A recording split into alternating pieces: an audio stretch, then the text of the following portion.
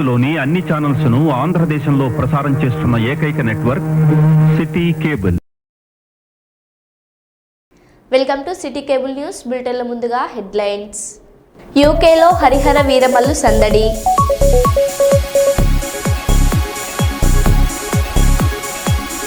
Manoranjan complex ముందు మీడియాతో మాట్లాడిన మంత్రి సీతక్క.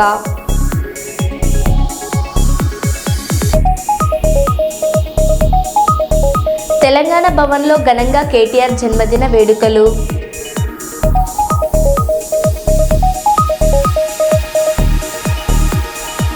ఖమ్మంలో ఆర్టీసీ బస్సులో ప్రయాణిస్తున్న రాష్ట్ర వ్యవసాయ శాఖ మంత్రి తుమ్మల నాగేశ్వరరావు.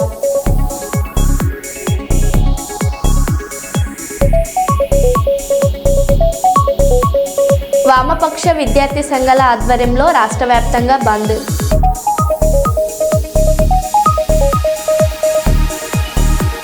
ఇక వివరాల్లోకి వెళ్తే, భవిష్యత్తులో తెలంగాణ రాష్ట్రానికి కేటీఆర్ నాయకత్వం ఎంతో అవసరమని ప్రజలు కోరుకుంటున్నారని వరంగల్ తూర్పు మాజీ శాసనసభ్యులు నరేందర్ అన్నారు.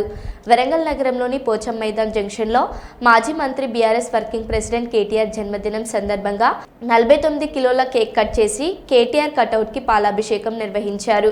కాంగ్రెస్ ప్రభుత్వం అన్ని మోసపూరిత వాగ్దానాలతో అధికారంలోకి వచ్చి ప్రజలను మోసం చేసిందని, కాంగ్రెస్ పాలనలో సామాన్య జనం అల్లాడుతున్నారని, జనం ఇప్పుడు బీఆర్ఎస్ అధికారం కోసం చూస్తున్నారని నరేందర్ అన్నారు.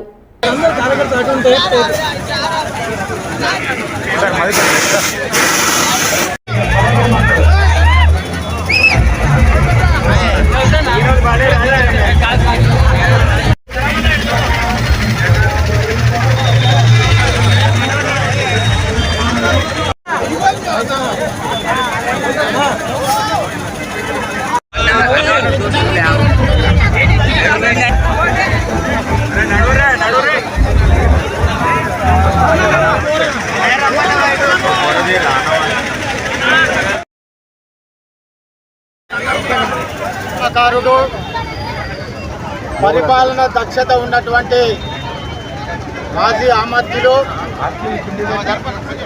బీఆర్ఎస్ పార్టీ దిక్సూచి, youth icon, party working president, మా భవిష్యత్తు ఆశాకిరణం మా అన్న కేటీ రామారావు గారి యొక్క జన్మదిన సందర్భంగా వరంగల్ తూర్పు నియోజకవర్గంలో పోచం మైదాన్ సెంటర్లో ప్రజాప్రతినిధులు, ముఖ్య నాయకులు, కార్యకర్తలు, మహిళా నాయకురాళ్ళు ప్రతి ఒక్కరూ అంగరంగ వైభవంగా ఈరోజు జన్మదిన వేడుకలు చేయడం జరుగుతున్నది. ముఖ్యంగా ఈరోజు వారి జన్మదినం, వారు నిండు నూరేళ్ళు చల్లగా ఉండి ఈ రాష్ట్రమంతా కూడా, యువత అంతా కూడా వారి కోసం ఎదురు చూస్తున్నది. భవిష్యత్తులో ఈ రాష్ట్రానికి ఒక దిక్సూచిలాగా, ఒక టార్చ్ బేరర్ లాగా, అదేవిధంగా ఏదైతే కారల్ మార్క్స్ ఏదైతే చెప్పాడో,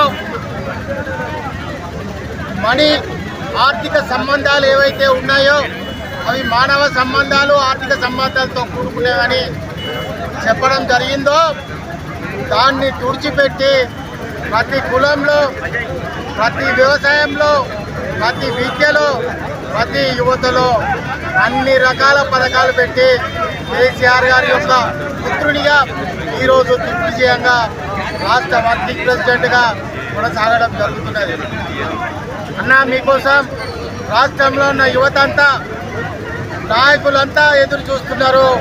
మీ జన్మదినం ఈరోజు రాష్ట్రమంతా అంగరంగ వైభవంగా, ముఖ్యంగా వరంగల్ తూర్పు నియోజకవర్గంలో అవునన్నా కాదన్నా ఆనాడు ఉద్యమ సమయంలో, అదేవిధంగా పరిపాలన సమయంలో, నేడు ప్రతిపక్ష సమయంలో మీకు మించిన పోరాట యోధుడు మా పెద్దసారు కేసీఆర్ గారు తర్వాత ఇంకా ఎవరు సాటి రారని కూడా ఈ సందర్భంగా చెప్పడం జరుగుతున్నది. మరి వరంగల్ తూర్పు నియోజకవర్గంలో ఇప్పుడు ఊహ తెలిసిన బిడ్డ దగ్గర నుంచి మొదలు పెడితే ప్రతి ఒక్కరు కూడా మీ నాయకత్వాన్ని కోరుకుంటున్నారు. భవిష్యత్తులో మీ నాయకత్వంలో తప్పంట జాతి పనిచేయడానికి సిద్ధంగా ఉన్నామని కూడా మరొకసారి తెలియజేసుకుంటూ హ్యాపీ బర్త్డే టు రామన్న. మీరు కొందరు పీడీఎఫ్ పత్రికా విలేకరులు తప్పుడు వార్తలు రాసి మానసిక వేదన గురి చేస్తున్నారని ఐనవోల్ తహసీల్దార్ విక్రమ్ అన్నారు. వరంగల్ నగరంలోని ఇండియన్ మెడికల్ అసోసియేషన్ హాల్లో వరంగల్ జిల్లా తహసీల్దార్ అసోసియేషన్ ఆధ్వర్యంలో మీడియా సమావేశం ఏర్పాటు చేశారు.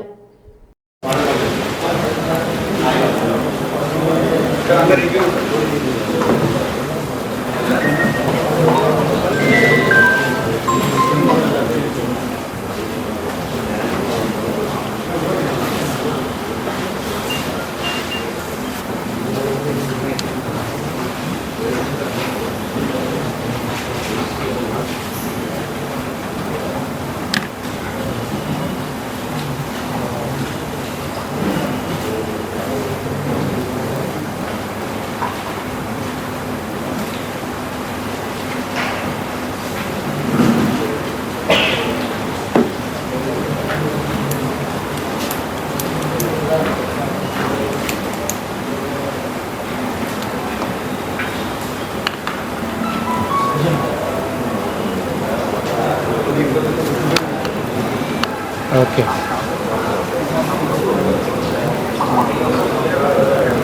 ఓకే ఓకే సమన్వయ ముఖ్యంగా మేము ఈ ప్రెస్ మీట్ పెట్టడం ఉద్దేశం ఏంటంటే గత కొన్ని రోజుల క్రితం మా మీద రెవెన్యూ డిపార్ట్మెంట్లో ఒక తహసీల్దార్ మీద చాలా వరకు నెగిటివ్ వార్తలు రాయటం జరిగింది. దాని మీద నేను తీవ్ర మానసిక ఒత్తిడికి లోనైనా. దానివల్ల నా పరిస్థితి చాలా దారుణంగా ఉండేది. ఇటువంటి విషయాల్ని మా ఫ్రెండ్స్ ద్వారా నేను మా తోటి తహసీల్దార్ని పంచుకుంటే వాళ్ళు కూడా చెప్పడం జరిగింది, ఇట్లా మన మీద ఎందుకు ఇట్లా నెగిటివ్ వార్తలు రాస్తుండే అనే దాని మీద వాళ్ళ కొంతమంది ఈ సీనియర్ రిపోర్టర్స్ కూడా ఇది చెప్పడం జరిగింది. దానివల్ల వాళ్ళు కూడా వాళ్ళకి చెప్పడం జరిగింది, నెగిటివ్ వార్తలు రాసే వాళ్ళకు కూడా చెప్పే వేదనకు గురి చేసిండు. నేను దాదాపు 14 సంవత్సరాల నుండి హన్మకొండ జిల్లాలో వివిధ మండలాల్లో నేను పనిచేస్తున్నా. ఎక్కడ కూడా నా మీద చిన్న అలిగేషన్ కూడా లేదు. అటువంటిది ఒక చిన్న షోకాజ్ నోటీస్ నా 23 ఇయర్స్ సర్వీస్లో కూడా లేదు. అటువంటిది నన్ను పట్టుకొని అవినీతి మరొక అంటించి మా రిలేషన్లో కానీ బయట కానీ వాట్సాప్లలో పంపడం వల్ల నేను తీవ్ర మానసిక ఒత్తిడికి గురైన. పుట్టిన సర్టిఫికేట్ నుండి డెత్ సర్టిఫికేట్కి ఇచ్చేదే రెవెన్యూ డిపార్ట్మెంట్. ఏ సర్టిఫికేట్ ఇచ్చినా అటువంటి మా డిపార్ట్మెంట్లో కొంతమంది ఉండొచ్చు, అందరినీ అదే విధంగా చిత్రీకరించి రాస్తామని వాళ్ళు ఇట్లా బ్లాక్మెయిల్ చేయటం వల్ల నేను తీవ్ర మానసిక ఒత్తిడికి గురైనాను. మళ్ళొకటి, నేను ఎక్కడ పనిచేసినా కూడా ఇంత మాత్రం అవినీతి మరక అనేదే లేదు. ఇప్పుడు మాత్రం వాళ్ళు ఏదో చేసి నా మీద ఇట్లా చేస్తామనేది ఉన్నది. తర్వాత రెవెన్యూలో నాకు జాబ్ రావటం అనేది నేను చాలా గర్వంగా ఫీల్ అవుతున్నా. ఎందుకంటే నేరుగా ప్రజలకు సేవ అందించడం అనేది ఉంటుంది. నేను జూనియర్ అసిస్టెంట్ నుండి నేను జాయిన్ అయిన జాబ్లో. తహసీల్దార్గా దాదాపు 3 ఇయర్స్ నుండి నేను జాబ్ చేస్తున్నా. నేను కొత్తగూడెం జిల్లాలో కూడా చేసిన, ఇక్కడ కూడా ఆత్మకూరు తహసీల్దార్గా చేసిన. ఎక్కడ కనుక్కున్నా కూడా మా గురించి తెలుస్తూనే ఉంటుంది. అటువంటిది మమ్మల్ని పట్టుకొని అవినీతి అది ఇది అని చెప్పడం అయితే సరికాదు. మళ్ళీ నీతి చేస్తే మా కలెక్టర్ గారికి తెలియజేయండి, లేదంటే మా దగ్గర కూడా రాండి. మీరు డైరెక్ట్ వచ్చి అడగవచ్చు, సార్ మీరు ఇది తప్పు చేసిందట అని అడగచ్చు. మీరు సాటిస్ఫై కాకుండా రాయొచ్చు కూడా విషయాన్ని. అంతే తప్పించి ఏం లేకున్నా కూడా ఒక భ్రమ అభూత కల్పనగా చిత్రీకరించి మా మీద రాస్తున్నారు. అది మాత్రం ఎట్టిది కూడా మేము సహించమనేదే నేను కోరుకుంటున్నాను. మీరు కూడా మాకు కోఆపరేట్ చేయండి. మేము పొద్దున వచ్చి రాత్రి వరకు పనిచేస్తున్నాం. కనీసం పాజిటివ్ వార్తలు కూడా జనాలకి వెళ్ళిపోవాలి. ఒకటే నెగిటివ్ వార్త రాసుకుంటూ ఒక ఎంఆర్ఓల గురించి రాసుకుంటా, పాజిటివ్ వార్త ఒక ఎంఆర్ఓ పొద్దున వచ్చి రాత్రి వరకు పనిచేస్తాడు, ప్రజలకు ఎంత సేవ చేస్తాడు అనేది కూడా జనాల దృష్టిలో కూడా పాజిటివ్ ఉండాలి. గత ప్రభుత్వమే మమ్మల్ని దొంగలుగా చిత్రీకరించి వీఆర్ వ్యవస్థను మొత్తానికి రద్దు చేసిండు. ఇప్పుడు వచ్చిన ప్రభుత్వం మాత్రం మా మీద పాజిటివ్గా స్పందించి ఇప్పుడు జీపీఓలు కూడా నియమిస్తుండ్రు. వాళ్ళు లేకపోవటం వల్ల మాకు ఎంతో ప్రెజర్ బర్డెన్ పడుతుంది. ఇప్పుడు రెవెన్యూ సర్వీస్లో అప్లికేషన్లు ఎంక్వైరీ చేయాలన్నా కూడా మా మీదే ఎంతో ప్రెజర్ పడుతుంది. మా సోదరుడు కూడా తహసీల్దారు చాలా ప్రెజర్లనే చనిపోయాడు. శ్రీపాల్ రెడ్డి అనే తహసీల్దార్ కూడా చనిపోవడం జరిగింది. అటువంటప్పుడు మేము పనిచేస్తుంటే కూడా మాకు ఈ నెగిటివ్ వార్తలు అనేది ప్రచురించడం వల్ల మానసికంగా ఒత్తిడికి గురవుతున్నాం మేము. వరంగల్ జిల్లా బీఆర్ఎస్ వర్కింగ్ ప్రెసిడెంట్ కేటీఆర్ గారి జన్మదిన వేడుకలో గిఫ్ట్ ఏ స్మైల్ కార్యక్రమంలో భాగంగా వరంగల్ రీజనల్ లైబ్రరీలో బీఆర్ఎస్ రాష్ట్ర నాయకులు ఏనుగుల రాకేష్ రెడ్డి ఆధ్వర్యంలో ఘనంగా జన్మదిన వేడుకలు నిర్వహించారు. ఈ సందర్భంగా లైబ్రరీలో చదువుకునే విద్యార్థులకు స్టడీ మెటీరియల్తో పాటు కుర్చీలు అందజేశారు. ఈ సందర్భంగా రాకేష్ రెడ్డి మాట్లాడారు. కోట్లాది మంది ఎంతో మంది అభాగ్యులు గిఫ్ట్ స్మైల్ అనే కార్యక్రమాన్ని పెట్టి కోట్లాది మంది ప్రజలు వారు గెలుచుకోవడం జరిగింది. వారు మనం గెలుచుకుంటే వారు జనరల్గా సార్ వారు ముఖ్యంగా కట్టుకుని లీడర్ ఇంటి ముందు 9 కడతారు. ప్రజల దృష్టి ఆకర్షించే లీడర్ల దృష్టిని ఆకర్షించే విధంగా కాకుండా ప్రజల బాధను దూరం చేసినటువంటి ఏదో ఒక కార్యక్రమాన్ని తీసుకుని ఉండవచ్చు. ఈ విధంగా రాష్ట్ర వ్యాప్తంగా ఎన్నో కార్యక్రమాలు జరుగుతున్నాయి. వాటన్నిటి మీ అందరికీ తెలిసిందే. కేటీఆర్ గారు ఆయన ఈ లైబ్రరీని చాలాసార్లు తన సోషల్ మీడియా ద్వారా పరిచయం కూడా చేశాడు బయటికి. కార్యక్రమాన్ని కొనసాగించాల్సిందిగా పురుషోత్తం గారిని. మనందరికీ సుపరిచితులు ఉండే విధంగా మన రాష్ట్రాన్ని తీర్చిదిద్దినటువంటి కల్వకుంట్ల తారక రామారావు గారు పుట్టినరోజు ఈరోజు.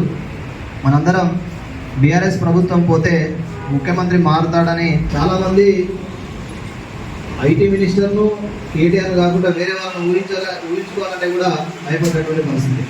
కాబట్టి వారి పుట్టినరోజు నాడు ప్రతి సంవత్సరం నాయకులకు ప్రతి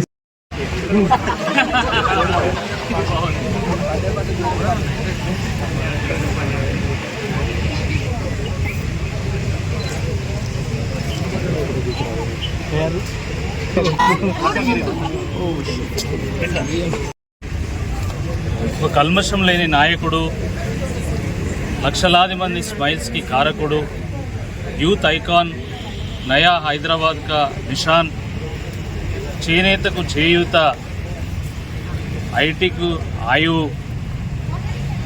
భవిష్యత్ తెలంగాణ నిర్మాత, మన ఆత్మగౌరవ బావుట, విజనరీ లీడర్, ఒక ఫియర్లెస్ ఫైటర్ అయినటువంటి మాజీ మంత్రివర్యులు, సిరిసిల్ల శాసనసభ్యులు గౌరవ కేటీఆర్ గారి జన్మదినం సందర్భంగా ఈరోజు ఈ మన వరంగల్ రీజనల్ లైబ్రరీలో వారి జన్మదిన వేడుకను జరుపుకోవడం చాలా సంతోషంగా ఉంది. ఏ నాయకుడి జన్మదినమైనా వారి జీవితమైనా అది ప్రజలకు అంకితం కావాలి, ప్రజలకు ఉపయోగపడే విధంగా ఉండాలనేటువంటి ఉద్దేశంతోనే వారు ప్రారంభించినటువంటి గిఫ్ట్ ఏ స్మైల్ యొక్క పిలుపును అందుకొని మేమందరము ఓరుగల్లు నగరంలో ఉన్నటువంటి బీఆర్ఎస్ పార్టీ నాయకులు, యువత, అదేవిధంగా ఈ లైబ్రరీలో నిత్యము జ్ఞానాన్ని సంపాదించుకోవడానికి వస్తున్నటువంటి విద్యార్థులు అందరం కలిసి దీన్ని సెలబ్రేట్ చేసుకోవడం జరిగింది. ఈ సందర్భంగా ఈ లైబ్రరీలో వివిధ పోటీ పరీక్షలకు ప్రిపేర్ అవుతున్నటువంటి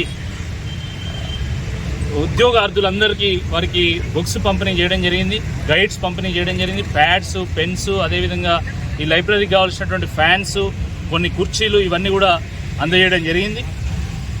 మరి మాజీ మంత్రివర్యులు కేటీఆర్ గారు అనేక అద్భుతమైనటువంటి ఒక కార్యక్రమాలను వారు రూపొందించి వారు అమలు చేసి బంగారు తెలంగాణ నిర్మాణంలో ఒక కీలక పాత్ర పోషించడం జరిగింది. నాడు అధికార పక్షంలో ఉన్నప్పుడు పథకాలను రూపొందించి వాటిని అమలు చేయడంలో కానీ, నేడు ప్రతిపక్షంలో ఉన్నప్పుడు ప్రజల పక్షం వహించి ప్రజల కోసం కుట్లాడడంలో కానీ కేటీఆర్ గారు ఒక అద్భుతమైనటువంటి ఒక పాత్రను వారు పోషించడం జరిగింది. వారు నిండు నీరేళ్ళు ఆరోగ్యాలతోని ప్రజాసేవకు అంకితం కావాలని, మరి ప్రజాసేవలో రాజకీయాల్లో మరింత ఉన్నత శిఖరాలు అధిరోహించాలని చెప్పి ఆ దేవుని ఇందిరమ్మ ఇండ్లలో అవినీతికి పాల్పడితే సొంత పార్టీ నేతలపైన కూడా చర్యలు ఉంటాయని రాష్ట్ర అటవీ, పర్యావరణ మరియు దేవాదాయ శాఖ మంత్రి కొండ సురేఖ అన్నారు. గ్రేటర్ వరంగల్ మున్సిపల్ కార్పొరేషన్ పరిధిలోని 12వ డివిజన్ దేశాయిపేటలో అర్హులైన ఇందిరమ్మ ఇండ్ల లబ్ధిదారులకు భూమి పూజ చేశారు. రాష్ట్ర ప్రభుత్వం ప్రతిష్టాత్మకంగా ఇందిరమ్మ ఇండ్ల నిర్మాణం చేపట్టిందని, ప్రభుత్వమే నిర్మాణ సమయంలో భూపాలపల్లి నుండి ఇసుక సరఫరా చేస్తుందని, ప్రభుత్వం నిర్దేశించిన కొలతల్లోనే ఇల్లు నిర్మించాలని, అర్హులై ఉండి ఇల్లు మంజూరు కాకుంటే మళ్లీ దరఖాస్తు చేసుకోవాలని, ఇందిరమ్మ ఇండ్ల లబ్ధిదారుల వద్ద ఎవరైనా అక్రమ వసూళ్లకు పాల్పడితే వారిపై కఠిన చర్యలు తీసుకుంటామని, అర్హులైన లబ్ధిదారులు ఎవరు కూడా బ్రోకర్లను ఆశ్రయించవద్దని, నేరుగా సంబంధిత అధికారులను సంప్రదించాలని, రాష్ట్ర ముఖ్యమంత్రి రేవంత్ రెడ్డి తెలంగాణ రాష్ట్రాన్ని అన్ని విధాలా అభివృద్ధి చేస్తున్నారని కొండ సురేఖ అన్నారు.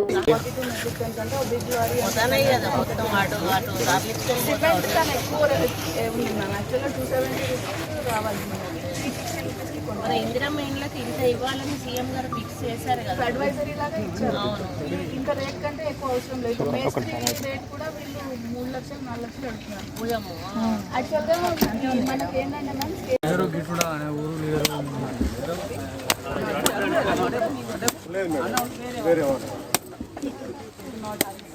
మరి వాళ్ళు వదిలేసారు.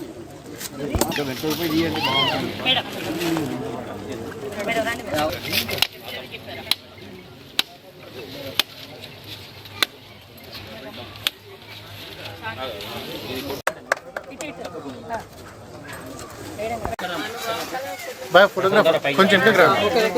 ఓకే మీరు ఇట్లాంటి ప్రోగ్రామ్స్ వేసుకుంటూ రావాలి. అది మొత్తము డెమాలిష్ చేస్తున్నా కాదమ్మా, మొత్తము కొట్టేయాలి.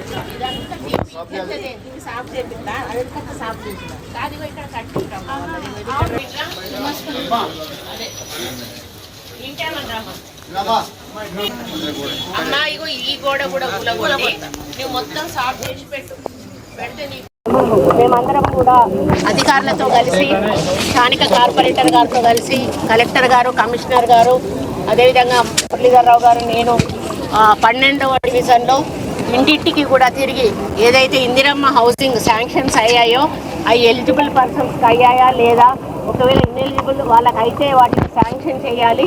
మా ఉద్దేశం ఏంటి, ముఖ్యమంత్రి గారి ఉద్దేశం అంటే నిరుపేదలకు ఇల్లు అందాలి. వాళ్లకు ఇల్లు అనేది ఒక కళ, ఆ కళ నెరవేరాలి అంటే కాంగ్రెస్ పార్టీ అధికారంలోకి వస్తేనే నెరవేరుతుందన్నటువంటి ఒక ఆశతోటి వాళ్ళు మనల్ని గెలిపించారు. కాబట్టి వాళ్లకు ఇల్లు ఇవ్వాలి అని వారు చెప్పడం జరిగింది. కాబట్టి ఇందిరమ్మ కమిటీ వేసాము, అధికారులు కూడా క్రాస్ చెక్ చేసుకున్నారు. అయినా కూడా కొన్ని మరి ఓవర్కమ్ అయిపోయి ఇన్ఎలిజిబుల్ వాళ్ళకు కూడా వెళ్ళడం జరిగింది. అందుకని మేము ప్రతి డివిజన్కు కూడా వెళ్ళి అక్కడ తిరిగి అర్హులైన వాళ్ళ లిస్టును ఫైనల్ చేయడం జరుగుతూ ఉంది. అందులో భాగంగానే ఈరోజు 12వ డివిజన్లో స్థానిక కార్పొరేటర్ కవిత గారి నాయకత్వంలో అధికారులతో తిరగడం జరిగింది. మాకు ఇక్కడ కొంతమందికి అర్హులైన వాళ్ళకు రాలేదు అని మాకు తెలియడం జరిగింది. మరి ఆ అర్హులైన వాళ్ళ లిస్టు కూడా ఎంఆర్ఓ గారికి ఇవ్వడం జరిగింది. ఇంకా ఎవరైనా ఉంటే కూడా ఆ లిస్టు కూడా ఇస్తే క్రాస్ వెరిఫికేషన్ చేసుకొని కలెక్టర్ గారికి వాళ్ళు ఫార్వర్డ్ చేయడం జరుగుతుంది. అప్పుడు మాకు శాంక్షన్ ఇవ్వడం జరుగుతుంది. ఇళ్లకు కొరత ఎక్కడా కూడా లేదు. లాస్ట్ టైం మాకు 3500 ఇండ్లు ఇచ్చారు. అందులో ఇంకో కొన్ని శాంక్షన్స్ మేము పెండింగ్లోనే ఉన్నాయి. ప్లస్ ఈ సంవత్సరం కూడా ఇంకొక 3500 ఇండ్లు కూడా రాబోతూ ఉన్నాయి. ఇంకా ముఖ్యంగా ఏంటంటే ముఖ్యమంత్రి గారు ఇసుక చాలా ఫ్రీగా మరి ఇవ్వమని ఇందిరమ్మ హౌస్లకు చెప్పారు. అది మనకు భూపాలపల్లి నుంచి సప్లై అవుతూ ఉంది. అదేవిధంగా వీళ్ళు తెలియక కొంత అమౌంట్ ఎక్కువ ఖర్చు పెట్టి ఆ కంకర కానీ అట్లాంటివి స్టీల్ కానీ కొంచెం థిక్ స్టీల్ పెట్టడము అట్లా చేయడం వలన వీళ్ళ ఎస్టిమేషన్ కూడా దాటిపోయే ఛాన్సెస్ ఉన్నాయి. అవి కూడా పోకుండా ఉండాలనే అవగాహన కూడా కల్పించడం జరిగింది. అది కూడా అర్థం చేసుకొని మాకు సహకరించాలని, అదేవిధంగా లీడర్లు కూడా మాకు సహకరించాలని, కొంతమంది మధ్యవర్తులు కొంతమంది డబ్బులు వసూలు చేస్తున్నారనేది కూడా మాకు నోటీస్లోకి వచ్చినప్పుడు వాళ్ళకు కూడా సీరియస్గా వార్నింగ్ ఇచ్చాము. ఎవరు ఒక రూపాయి వసూలు చేసినా కూడా 100% వాళ్ళ మీద కేసు పెట్టి లోపలేయడం జరుగుతుంది. ఎందుకంటే పేదల కోసం ఇచ్చిన ఇంట్లో పైసలలో కూడా మనం డబ్బులు తీసుకుంటే అది పద్ధతి కాదు. వాళ్ళకు ఒక్క రూపాయి అప్పు కాకుండా కట్టాలన్న లక్ష్యంతో పోతున్నప్పుడు ఈ లీడర్లు డబ్బులు తీసుకోవడం వల్ల వాళ్ళు అప్పుల పాలయ్యే అవకాశం ఉంటుంది. కాబట్టి ఎవరికి ఒక రూపాయి కూడా అడిగినా కూడా వెంటనే మా నోటీస్ తీసుకురమ్మని కూడా చెప్పాము. కాబట్టి పారదర్శకంగా వరంగల్ ఈస్ట్లో ప్రతి ఒక్కరికి కూడా అర్హులైన వాళ్లకు ఇల్లు కట్టించడమే మా లక్ష్యంగా మేము ముందుకెళ్తాం. ఖమ్మం జిల్లా ఖమ్మంలో ఆర్టీసీ బస్సులో ప్రయాణిస్తున్న రాష్ట్ర వ్యవసాయ శాఖ మంత్రి తుమ్మల నాగేశ్వరరావు కండక్టర్ దగ్గర స్వయంగా టికెట్ కొనుగోలు చేసిన తుమ్మల నాగేశ్వరరావు ఖమ్మం నగరం మీదుగా ములగూడెం వరకు ఆర్టీసీ బస్సులో మంత్రి తుమ్మల ప్రయాణం.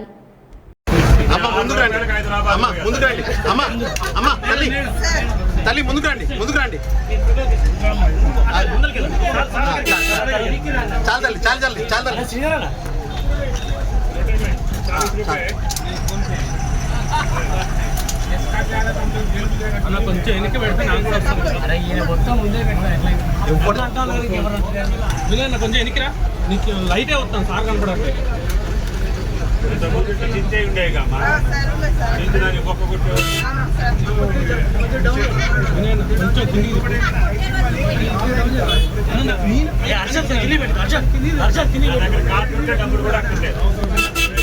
ఓకేనా? సార్ తలకాయ వస్తుంది పెట్టేది.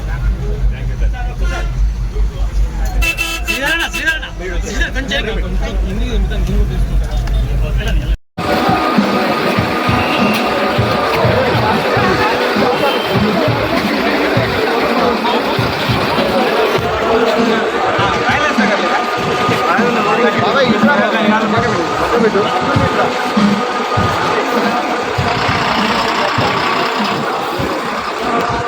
మనోరంజన్ కాంప్లెక్స్ ముందు మీడియాతో మాట్లాడిన మంత్రి సీతక్క కరోనా వ్యాధిని ఆరోగ్యశ్రీలో చేర్చాలని ఇందిరా పార్క్ వద్ద ఏప్రిల్ 2021లో మేము నిరసన దీక్ష చేపట్టాం. గత ప్రభుత్వం మాపై అక్రమ కేసులు బనాయించి కోర్టుల చుట్టూ తిప్పుతుంది. కోర్టుల మీద పూర్తి విశ్వాసం ఉంది. మేము ఎలాంటి తప్పు చేయలేదు కాబట్టి నిర్దోషులుగా నిరూపించుకుంటాం. నాతో పాటు NSCI అప్పటి రాష్ట్ర అధ్యక్షుడు బల్మూర్ వెంకట్, హైదరాబాద్ ఇండస్ట్రీ అధ్యక్షుడు అదీజ్తో పాటు NSUI కార్యకర్తలపై కేసులు నమోదు చేయించారు. కరోనాతో పేద ప్రజలు తీవ్ర అవస్థలు పడుతున్నారు. ఆస్తులు అమ్ముకొని లక్షల ఖర్చు చేసి చికిత్స చేసుకోవాల్సి వస్తుందన్న ఆవేదనతో మేము దీక్ష నిర్వహించాం. ఏప్రిల్ 25-26 ఆ రోజులలో పీక్ స్టేజ్లో కరోనా ఉండే రాష్ట్ర వ్యాప్తంగా కరోనా తోటి పెద్ద ఎత్తున సఫర్ అవుతున్నటువంటి పేదల కోసం కరోనాను ఆరోగ్యశ్రీలో చేర్చండి అని మేము ఇందిరా పార్క్ దగ్గర ధర్నా చేస్తే, దీక్ష చేస్తే ఆనాటి బీఆర్ఎస్ ప్రభుత్వం, కేసీఆర్ ప్రభుత్వం ఆనాడు నా మీద, మరి ఆనాటి NSCI అధ్యక్షుడు ఈనాటి ఎమ్మెల్సీ బల్మూర్ వెంకట్ మీద, మా NSCI హైదరాబాద్ జిల్లా అధ్యక్షుడు అభిజిత్ మీద, ఇంకా మిగతా సోదరుల మీద మరి మేమేదో కరోనాను వ్యాప్తి చేస్తున్నామని ఉల్టా తప్పుడు కేసులు పెట్టడం జరిగింది. మేమేమో కరోనా టైంలో ఇల్లు చూసినాము, గడప గడప తిరిగినాము, కష్టాలు చూసినాము. పేదవాళ్ళు ప్రైవేట్ హాస్పిటల్లో పోతే లక్షలలో ఖర్చు పెట్టుకోవాల్సి వస్తుంది, వేల మంది చనిపోతున్నారు. కాబట్టి కరోనాను ఆరోగ్యశ్రీలో చేర్చాలని మేము డిమాండ్ చేస్తే ఉల్టా మా మీదనే ఆ కరోనాను వ్యాప్తి చేస్తున్నారు సీతక్క అని మరి ఉల్టా కేసు పెట్టడం జరిగింది. దానికోసం ఈరోజు అటెండ్ అవ్వడం జరిగింది. సో మీరు చూస్తా ఉన్నారు, మేము పబ్లిక్ ఇంట్రెస్ట్ లో ఆ రోజు కరోనా వ్యాధి నుంచి పేదవాళ్ళను కాపాడుకోవాలనే ఉద్దేశంతో ఆరోగ్యశ్రీలో కరోనా చేర్చాలని ప్రజల యొక్క డిమాండ్, ప్రజల యొక్క అవస్థలు చూసి మేము ఆనాడు పోరాటం చేయడం జరిగింది. కావేరీ ఫర్టిలైజర్ షాప్ను ఆకస్మికంగా తనిఖీ చేసి రిజిస్టర్లను, గోదాంలోని నిల్వలను పరిశీలిస్తున్న జిల్లా కలెక్టర్ రిజ్వాన్ బాషా షేక్.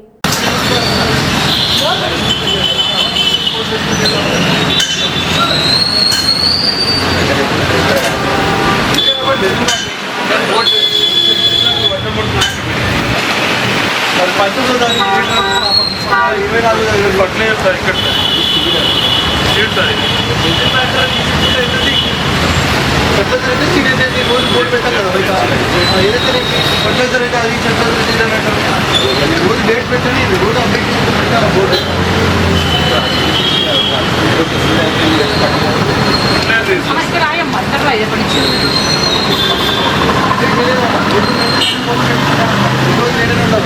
ఈరోజు డేట్ అప్డేట్ చేయలేదు.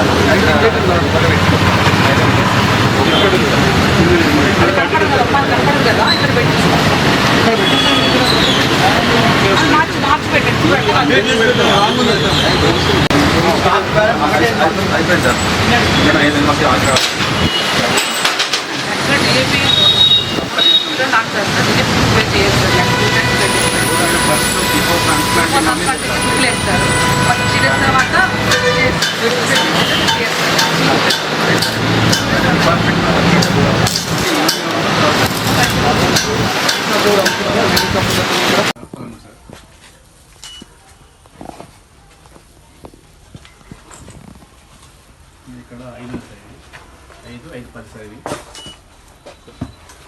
ఇది దీనికంటే ఒక ఎక్స్ట్రా ఉంది కాబట్టి 6 సార్.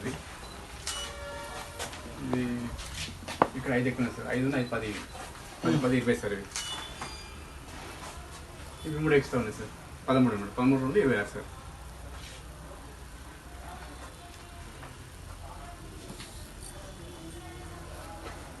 ఇవి 73 సార్. ఇవి 73 సార్.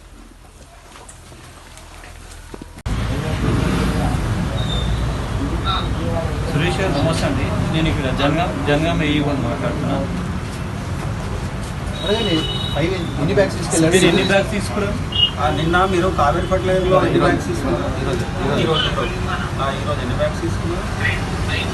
మీకు ఎన్ని ఎకరాలు ఉంది?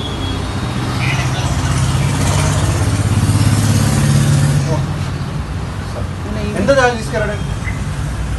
ఎంత ఛార్జ్ చేశారు రేట్? హలో సురేష్ గారు, ఛార్జ్ ఎంత వేసారండి? రేటు బ్యాగ్కి ఓకే ఓకే అండి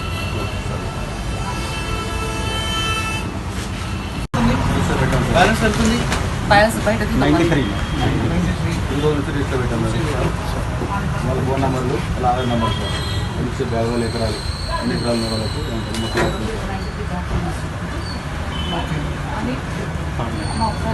మినిట్స్ ఏంటి సార్? రాలేదా? ఎవరు కమ్మారు 27 అయినా?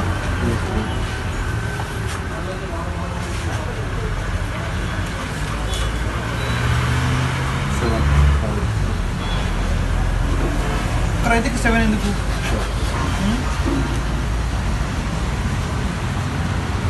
ఓకే సేమ్ రైతుకి 3 కూడా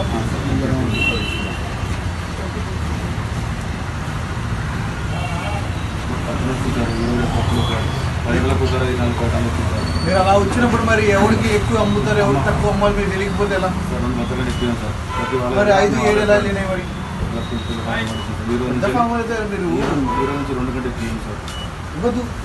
ఎవరైనా ఎక్కువ కావాలంటే వాళ్ళు అండర్టేకింగ్ తీసుకురామని 4 రైతులు వాళ్ళు ఆధార్ నెంబర్లు ఫోన్ నెంబర్లు నేను రైతులు నేను రాలేకపోతున్నాను వేలి ముద్ర పడట్లేదు సో నా తరఫున ఇతను వచ్చి ఇస్తున్నాను అని చెప్పి ఇవ్వండి. ఒక అడ్రస్ డీటెయిల్స్ పేపర్ మీరు తీసుకోమని